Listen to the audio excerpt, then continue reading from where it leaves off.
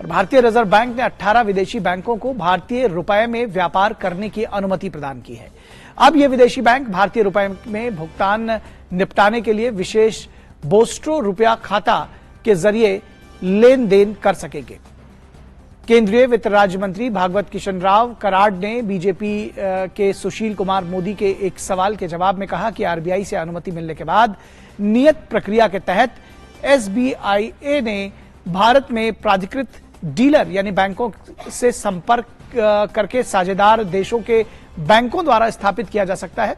कराड़ ने बताया कि उपलब्ध आंकड़ों के मुताबिक आरबीआई ने 18 देशों Botswana, Fiji, Germany, Guyana, Israel, Kenya, Malaysia, Mauritius, Myanmar, New Zealand, Oman, रूस, Seychelles, Singapore, Sri Lanka, Tanzania, Uganda और यूनाइटेड किंगडम से बैंकों के एसआरवीए खोलने के लिए 60 मामलों में घरेलू और विदेशी एडी बैंकों को मंजूरी दी थी।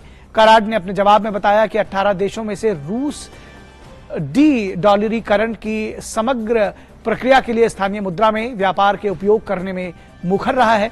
वहीं भारत मुख्य रूप से निर्यात को बढ़ावा देने के लिए स्थानीय मुद्रा में व्यापार के विचार का समर्थन करता रहा है। आरबीआई ने जुलाई 2022 में एसवीआरए की प्रक्रिया शुरू होने की घोषणा की थी। भारतीय रिजर्व बैंक ने कहा था कि इनवॉइसिंग, भुगतान और भारतीय रुपए में निर्यात या आयात में लेन देन के लिए अतिरिक्त व्यवस्था को अपनाने का निर्णय लिया गया है। रूस यूक्रेन संकट के बाद रूस पर पश्चिमी देशों द्वारा लगाए गए प्रतिबंधों के बाद पैदा हुए कमोडिटी संकट की पृष्ठभूमि को देखते हुए इसकी घोषणा की गई थी। मौजूदा रूस यूक्रेन संकट और अंतर्राष्ट्रीय प्रतिबंधों के कारण वैश्विक व्यापार पर इसका नकारात्मक असर पड़ा है और वैश्विक व्यापार प्रभावित हुआ है।